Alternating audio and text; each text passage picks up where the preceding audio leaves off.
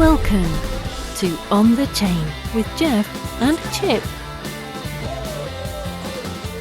Hey, welcome to On the Chain. Today we have a very special guest. We actually have with us live in person, we have Mick from Contentos. He is the CEO and co-founder. We also have Jeff, co-host, Crypto Eddie from Japan, and we also have Bob, who you guys know from the community.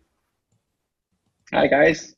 Hey, everyone. Crypto Eddie, could you just kick us off and get the questions started and kind of get us acquainted a little bit with Contentos? I think we should start with Mick being able to tell us a little bit about his background and what his business is focusing on and how the business model actually provides value. That's, I think, not everybody may be familiar. So go ahead, Mick, tell us. It's great pleasure to be here. My name is Mick. I'm the co-founder from Contentos. And Contentos is a content blockchain system. And we aim to become the largest decentralized content ecosystem around the world. Today, we got several products already integrated on our mainnet, which our mainnet already launched on the 2019 September. So we got two large apps right now running on top of that, Cost TV and Total Agree. Every day, we got more than 6,000 daily active users on chain and more than 50,000 daily transactions on chain. What our business model is, we're trying to build this blockchain and using the token economy and all those transparent way to help the global content creator to have a better environment to produce, transact, and distribute their content. On top of that, when they do all this kind of transaction, of course, we will have the like transaction fee. That's the main source for us to support the whole ecosystem. You know, I'll start just with the first question and then we can rotate around. But as a content creator, one of the things that I always am not concerned with, but most interested in is if I do spend time to move my content onto another platform, how is it that you are driving the traffic to the website so that I know that I will have actually a significant audience? Okay, let's backward to the early days of YouTube. I think that in the very early day of on YouTube, nobody have an audience, right? So everybody just build a video and upload, then just share their work. So, but when more and more people join the ecosystem, more great content on board, and start having more and more people to join this ecosystem, start enjoying our content. So in the end of the day, we got a lot of audience on YouTube. That's also happened to Contentos today. But what we're trying to do is we give all the content creator a choice, because today, like on YouTube, recently they got this kind of incidents. They remove or they ban several blockchain creators' video or their channel without any reason. So I think that's the kind of centralized content platform issue today, because they decide what kind of content they like or what kind of content you can create or get monetized. So I think that when they get bigger and bigger, most of creators have no choice but only join them. So I think that for us or any other content platform, all we're trying to do is build options for the creators. You have a different place to share your idea, share your content with your audience, not just focus on one platform and just wait there someday. If they don't like you, they just remove you. Yeah, awesome. It's a good point. So right now it sounds like it's growing organically. Yes. And the benefit is that I'm not going to be demonetized because the centralized hoster or hosting company doesn't agree with what my content is. So, but I did see that on your content, the user has a way to kind of not upvote you, but it has a way to drive yours to the more forefront of the platform if you are well liked or have a lot of people that are viewing your content. So it sounds like that the users who are viewing content have an impact on how viewable you are. Is that correct? Correct. I think the way to give each content more exposure in the platform is called algorithm, right? So in today's world, on YouTube or on Instagram, they're using their own algorithm to decide who get exposure, who get more new organic view. But the problem is you never know how they do this. So sometimes they just change the algorithm, then your world just go upside down. So I think that hurts a lot of content creator, because every day they are chasing that black box. They are testing and see how they can get more feature, how they can get more monetized power from each platform. But for us, we're trying to change this way, because start from the day one, everything we've done is open sourced. That will include all the algorithm. So in future, we will let the community to see how we do those featuring system, what kind of factor we take into consideration. For example, in a given minute, how many people view your videos, who are viewing them, who are give you the like or they are sharing, because everything we can record on chain. So those data become transparent. Everybody can see that, not just you and me, but also those engineers. So engineer can step in and see whether this algorithm makes sense or not. Even in future, in engineer, perhaps they can help us to fine tune, even build a secondary or different type of algorithm, help you to reach your users. So I think that if we can make the algorithm transparent, it will actually change today's world in the centralized content platform, helping the global content creator have a better, fair way to distribute their content and access to those audience. That's really a fair point, you know, from a number of different perspectives. One, if we're considering somebody starting out a brand new channel, being able to ramp up, not being crushed out there by, you know, some of the bigger content creators that are targeting those same, same search parameters. And then also from a monetization perspective. And so one of the things that I noticed, and we just put on the chain onto cost.tv. And I know, you know, Chip had been interacting with your technical guys as we're going through the process to really understand it. We got our first video up there, and I could see it's already getting some views right away. Went live, and we also start seeing the monetization starting to tick right in the beginning. And I think, you know, that's kind of important. I want to segue. I have some other questions. I'd like to turn it over to Bob. I'm sure, you know, Bob has some great questions as well. I want to get him involved here. Also to give him a quick shout out. His YouTube channel is Cryptocurrency News. For those that are watching on our channel, you may or may not be familiar with him. Bob, if you want to just give a quick brief and jump in with a great question. Yeah, so my site's basically a general crypto news site. I'll cover Bitcoins and altcoins. So that's just a brief summary of my channel.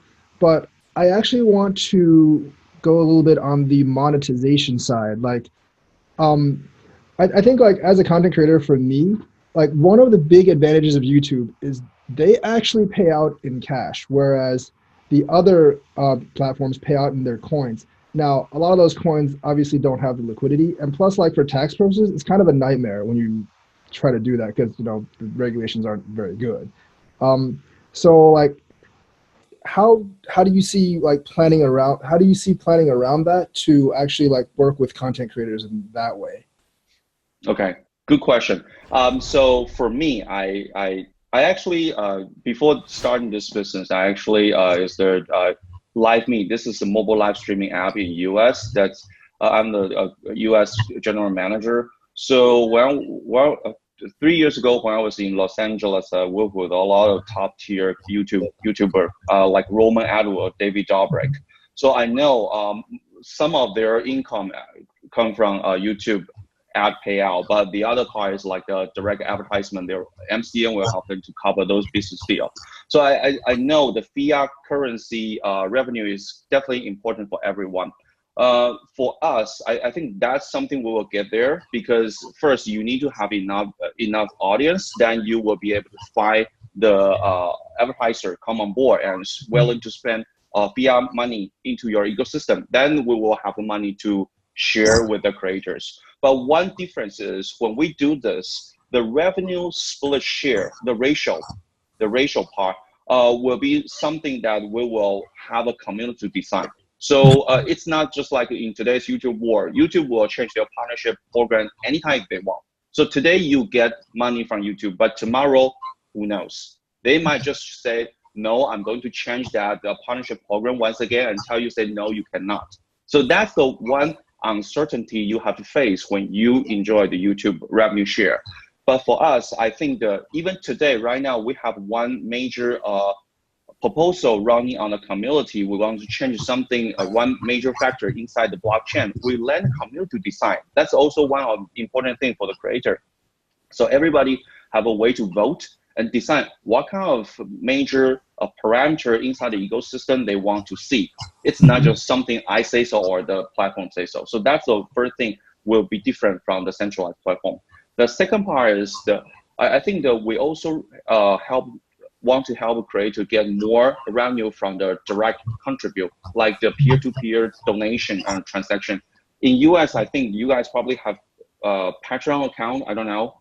But if you have those kind of peer-to-peer transaction from your fans, today, of course, they probably can send you tokens. It's probably like COS right now or token, but we will soon allow them to contribute like other type of mainstream token like BTC or USDT that can change the liquidity problem. But in the moving step ahead, I think that will also help you to open those fiat channel to accept like direct donation that based on the real US dollar or different currency from different country. So that's the direction we are heading to. And today we are building those infrastructure one piece by piece. Yeah, that's interesting. Here's one, and I think it's interesting because we're talking a lot about, you know, where YouTube came from and, you know, the development of your channel. But I would like to kind of get into, you know, looking at the passion that you had. You're saying that you came from live.me.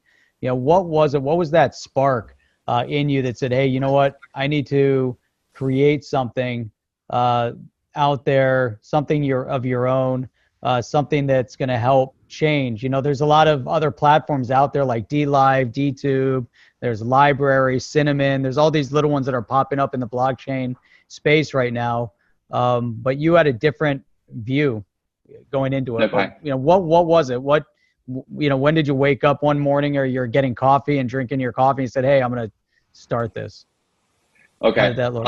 It's a little bit about my background. I got like more than 10 years experience as a developer, software developer. Before all this, I was working with world third top antivirus software company called Trend Micro, which is really big in US and Japan. Their headquarters is Japan, Tokyo. I was a antivirus software engineer over there for 10 years, writing all those kind of software. So I learned a lot of encryption and the data protection things over there. After that, I just completely switched my career path and I started doing the product manager. Then gradually I worked with my partner to build the live.me, that's mobile live streaming. Because back in 2016, we see mobile live streaming will be the huge hit. Not just because 4G and mobile phone, but also the young generation want have a better way to communicate and express themselves. So we bring this product to US and we got, I would say, decent success. We got more than 10 million monthly active user even today, right now. 65% is US, so it's pretty big, I would say. But the problem is, I also see a big issue about the content business. When we started this business, we're trying to help the creator have a better monetization channel. That's just like I mentioned, peer-to-peer. Those fans can send a direct, we call virtual gifting. That's nothing to do with blockchain, but we said the virtual gifting. People can send the gift to the creator. That creator can cash out those gifts from us. So we give them the US dollars, so they can make a living. But we also figure out they complain a lot about algorithm, not just for us, but also YouTube and Instagram or other content platform, because their life just simply controlled by those algorithms. Roman Atwood once told me, said even he got 13 million, 16 million subscribers on YouTube. Even him, he found it's hard to do business on YouTube, and because YouTube just restricted their new video exposure, so he found it's hard to earn more new followers. So I think that give me a wake up call. Can we do something about it? But when we dive into the whole ecosystem, we found the algorithm cannot be changed because that's not the key issue. The key issue is data transparency. For example, when you upload this video to YouTube, when YouTube dashboard give you those kind of data, but you never know how they record those data, when they record those data. Does there any like precondition or post condition when they build those data and share with you? So all but those data actually decide how much money you can earn from those videos. And in the meantime, what kind of like advertisement you can get from advertiser, because the advertiser will see how many followers, what kind of engagement you got. So I think data transparency is core thing. Then we see blockchain technology. We found the blockchain technology probably would be a solution for this industry. That's the reason why we started this business. Back to your second question, today, yes, a lot of different type of things like DLive, D2, they are all doing the similar, I would say, attempt. They like DLive, they just recently been acquired by Trump. I think all this team are trying to build an alternative option for all the creators, like live streaming creator, game creators, live streamer. You can choose DLive instead of Twitch. DTube or Cost TV probably would be alternative for any YouTuber. I think we are in a very early stage. We're trying to see how decentralized technology can really help the content business. Perhaps in one day, everything will emerge once again. This part of technology probably will become part of YouTube. I don't know. But I think as long as we can help the global content creator, that would be a good try. But I have a question for you, Mick. You know, it's interesting you said David Dobrik. My 15-year-old daughter will be very happy to hear that. She has some of his merchandising, T-shirts and hoodies, and that certainly becomes, you know, the merchandise part becomes a pretty significant part once a creator gets to a certain level, right? They're selling shirts and cups and whatever. I'm just curious, on Cost.tv, what would a top earner be making, or what are you shooting for? Like, what are some of the top earners making now, and where do you see that sort of evolving to? I think even today we are not really big. I give you a number. You guys know Alexa website ranking system, right? Alexa ranking, I think today the latest ranking for Cost.tv is close to top 10,000 global ranking. We just surpassed Steamy.com. So Steamy is right now 13,000, I think. We are like 12,000. But even though we are small, so that's very honest. So if we want to give you big payout to the creator, it's not possible today. 6 months later, probably we can. So I think for the top creator today, each video, I think the top one probably earn more than $50 to $100 US dollar right now. It's not big. I have to say, compared with the YouTuber, what they can earn today. But we want to build something that focuses on helping creator to have a better way to engage with the fans. So like David Dobrik, he got more than I think 8 million to 9 million, even 10 million subscribers right now. But we all know for all those big number behind that, you only have small, we call core fans. Those fans will listen to you. They will watch your video every time and watch from the beginning to the end. Those fans are your core fans. But in today's world, as a YouTuber, it's hard for you to find those core fans from those big number. And those core fans are actually your gold mine, because when you're selling your t-shirt, your merchandise, those people will buy it.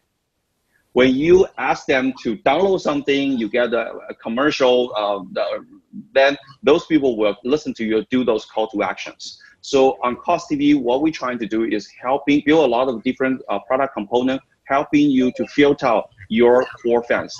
I think last week I was spoken with a Brazil content creator. He got about 1 million subscribers on YouTube.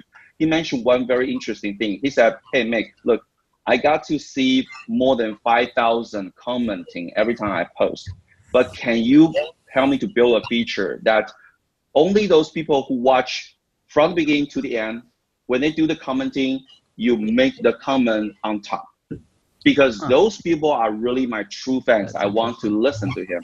But for those people only like watch like 5 seconds and leave the comment, I don't want to see them because they are not really my true fan. I think I listen to all those requests. I understand their pain point, and I will build those features for those creators that's something I believe YouTube will probably not listen. So that's all the value we're trying to bring to creators. Yeah, man, Nice. those are great features. I like that the interactivity, and communication between the content creator and the subscribers, the viewers, and we'll see it, when we do these, when we premiere the video, or, I know Bob does a lot of live streams. It's interesting because there's a lot of people in the community, and typically if you're just watching the video, you can leave comments, but you don't have that same interaction, and you're not building the community, experience.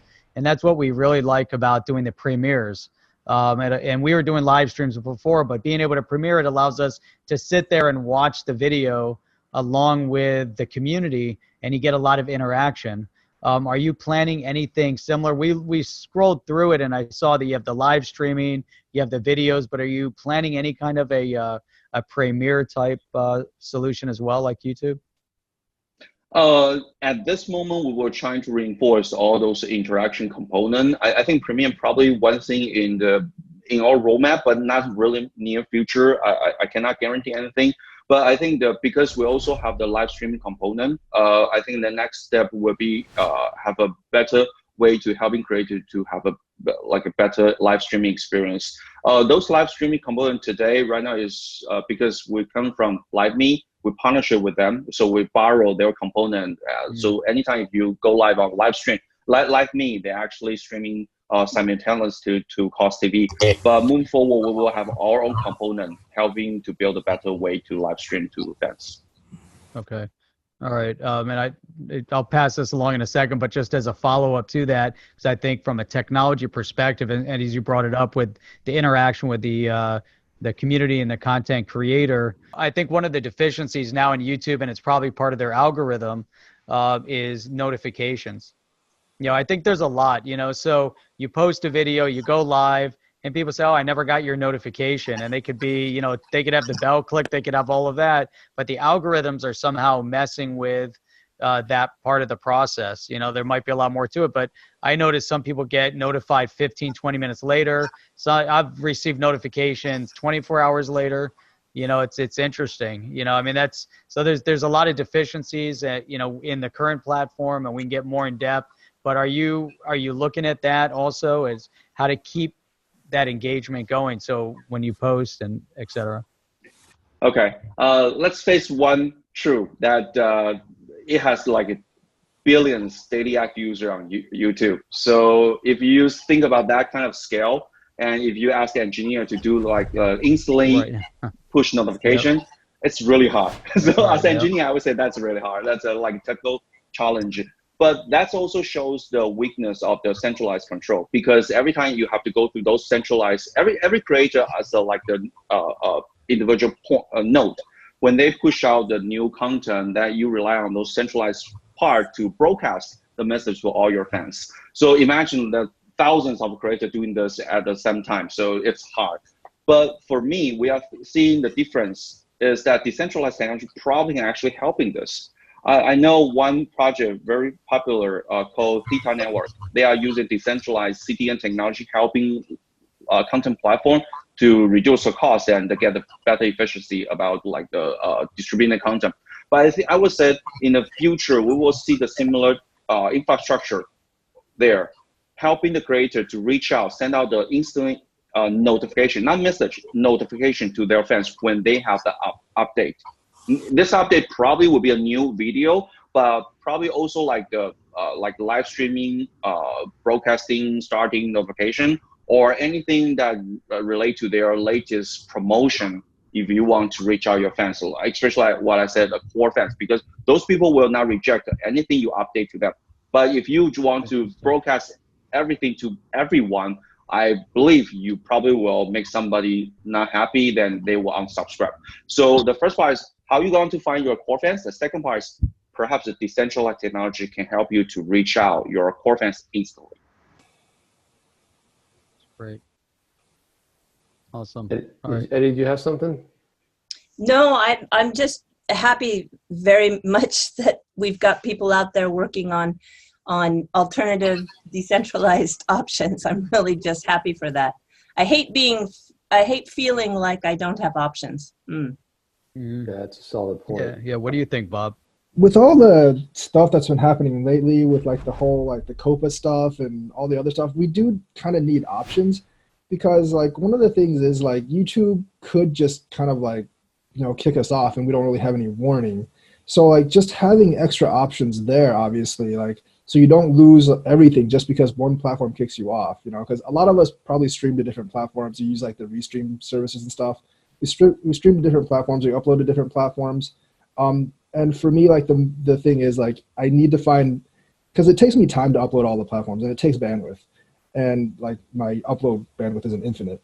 So I need to like choose like which one's actually worth my time to upload to. So, but having choices definitely, like with streaming across all platforms, is definitely like a huge plus. Yeah, I agree. And something I want to play out that, Bob, it's interesting because I think if you became a YouTube certified partner, one of the things you can do, it will allow you to do, is to take existing content and move it over. For example, LBRY library, I don't know how you pronounce it, but it's one of the things they do, and I think that helps. It's also a great backup, right? So if stuff was flowing from any one of these YouTube channels, here that we're talking to you now, and then that would go over to cost.tv. Just imagine one day you get booted from your YouTube and you're gone forever, and you just put your audience and you stay there. But I think Bob's bringing up a really good point. This is a big pain point for us because, with all these options, you have Cinnamon, there's reposting it on Coil and blogs. And, one of the things that I like about cost.tv when I was going through it in uploading it, what I like about it is I'm actually seeing different content. But cost.tv has some different types of content on there. It's different. I don't know if I can really put my finger on it, but I find myself clicking on them and watching them just because there's stuff that I'm finding that I'm interested in. I'm watching people singing. I watched one of your videos. So I kind of like that. I kind of like to see where you're going with that. It'd be kind of nice. I think that would help jumpstart a lot of YouTubers. If they were able to just, all their videos automatically went to your platform, man, that would be great because it would help the engagement and help the bandwidth. I was reading through your white paper. I love how you're leveraging smart contracts with the advertisers, right? That's a real smart move. I don't know that anybody out there has really kind of taken that approach. Where do you see expanding that type of opportunity where you could land a larger sort of a advertiser? And I mean, where could you take that? Because I'm sure you probably have thought about it or given some thought to it. Yeah, I think right now, I would say 80% of our main audience come from Brazil. We are pretty moving to the mainstream in Brazil, I would say.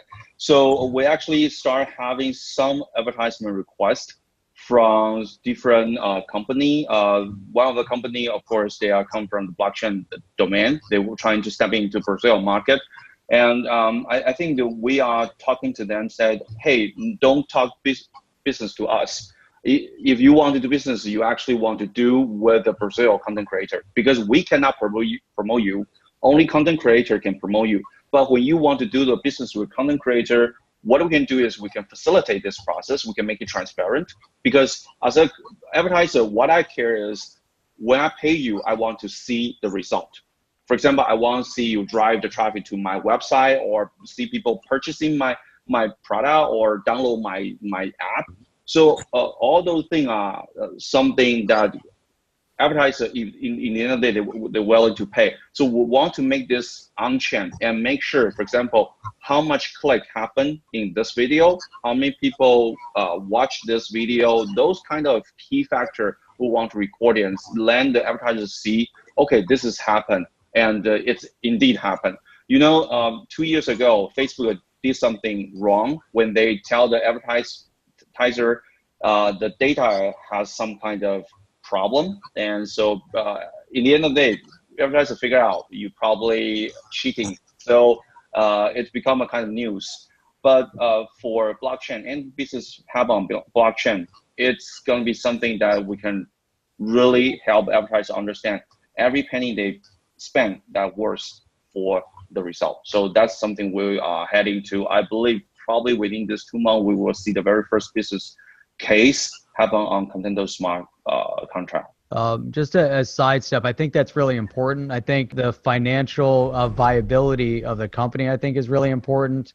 I look at some of these projects, and I see that they have a shelf life because there's a window of opportunity for every project, and at some point you run out of the original funding, and there's no end game after that because you can't continue a company without the money. What I'm seeing is unique about your what you've put together here is that you also have a lot of fairly large investors that are involved. And if you could just kind of talk about that a little bit, because that obviously, you can go on the website and you can see the list, but some of them include like Binance as an example, getting behind your project. What does that look like where you're at now?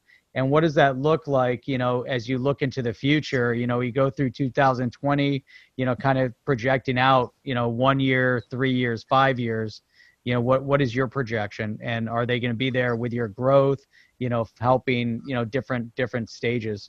Yes, Binance and also like DHVC and a lot of crypto fund and traditional investor, they are backing Contentos. This project actually started from 2018 April, so it's more than close to 2 years already. We every founding information are transparent because when we list on Binance.com last year, Binance research team give us like a very detailed due diligence checking. So they disclose every financial, how much fund we raised, and what's the lockup period. All this kind of information are available on research.binance.com. So you just go there and check out the project Contentos. You will see a very detailed analysis and disclose about our financial condition. So that's the current status. And moving forward, I think this year, one major thing we want to achieve is helping the content creator and the advertiser. That because not helping them, but also helping us, because we will have the very first complete revenue model in place. Just like I mentioned, right now, everything we done is more like the token focus. But we know every content platform, if you want to survive, you definitely need a fiat income. So that's the other, or mainstream crypto income. So those part are your like life support to support you to move even longer. So that's something we are heading to for this year. We want to build the business case for creator as well as our platform to make sure both of us can survive. For the 5 year, I think the one key main reason why Binance invests us is because we have a potential to reach out large audience. That's also something that a whole blockchain community don't have right now. Let's face it, most of people in the world, they heard about Bitcoin, but most of them don't have a wallet. They don't even know how to buy a Bitcoin. I think why last year when Facebook said they want to do Libra, we're so excited about that because we know they can really help us to change this condition. But the problem is Libra seems like they stuck. So I think we need to figure out the better way to help the creator and the audience to do the mass adoption. That's the main goal for us for the next 5 years. We want to make sure we can expand to like 100 million users to have those tokens and using the tokens then without knowing they are tokens. So that's my main goal for the next 5 years. All right, we're kind of coming up on a 40-minute timeline. I'm going to go around and see if there's any additional questions. So let's start. Let's go to Bob, and then we'll go to Crypto Eddie, over to Chip. I actually just wanted to ask because I know DLive does this. Like there's like among the big platforms, or even some of the new platforms, they like pay like high-level content creators from like other platforms to switch over. That's basically like how they get marketing for their platform. Do you guys plan to do that in the future, or like is that part of the plan? I think DLive, the one early success of DLive is because they got PewDiePie. So yes. I know they spend a lot of money, but also because DLive just really have some issue with YouTube, and I would say DLive also really built a really good product experience. So that's attract PewDiePie to on board. But for us, we also working with a lot of content creator. I think right now we more rely on organic growth We're trying to let them understand they are part of family. That's the reason why every week I have like this face-to-face communication with Brazil top creator. I want to listen to them and see what kind of product enhancement we can help them. So they become part of team. I would say they are part of team and give us a lot of really great idea and inspire us to moving forward. So that's the very early days why I try to build a product, focus on creator first.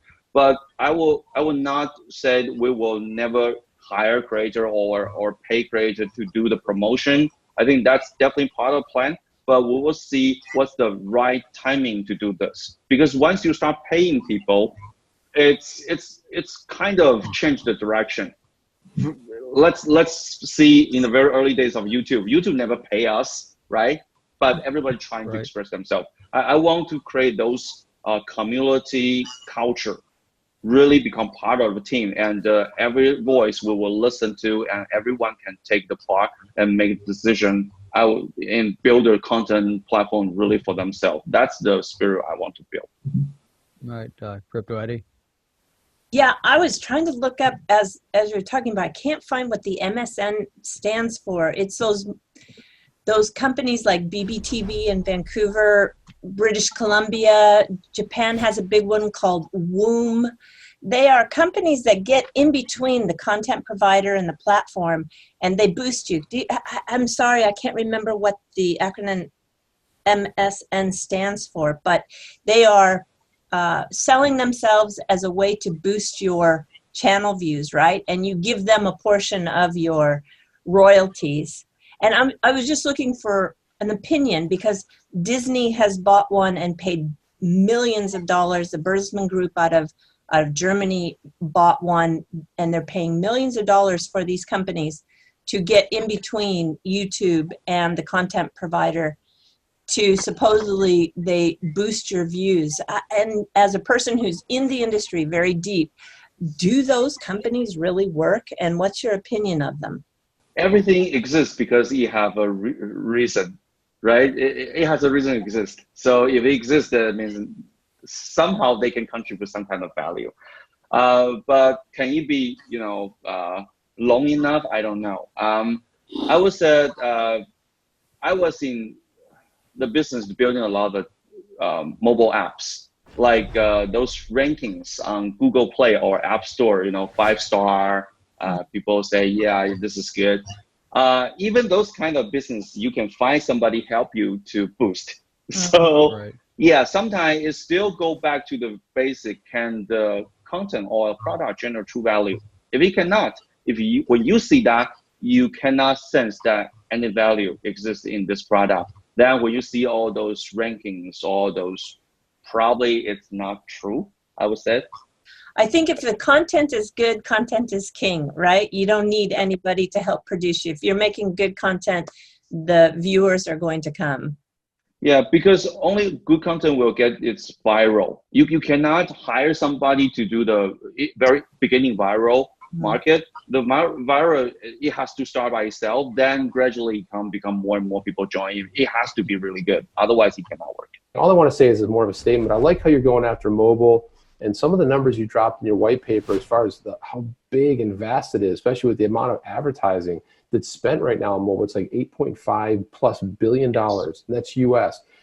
It's an incredible it's incredible lot of money and opportunity. And I just want to say thank you for coming on the chain. Thank you for spending a little bit of time with us and kind of going through and walking through the product. It's never enough time, but I think we gave our viewers a little flavor of what you do, and we invite them to go to contentos.io. And also I want you guys to go to cost.tv, and I want you to look up On the Chain. I want you to start getting to know us there too, because we're going to start putting more content up there, and obviously this interview is up there, but you'll see other stuff coming from us, and we're excited to be part of what you're building. Thank you. I also excited to welcome you guys join Cost.tv and become one of our very early creators and become a part of the community. Right. We really appreciate it. Thank you very much. It was great having you on the show. Thank you. Take care. Bye-bye. Bye. Bye. Bye. Bye. Bye. Bye. Are you down with OTC? Please like, subscribe, and click the bell to be notified when the next video drops.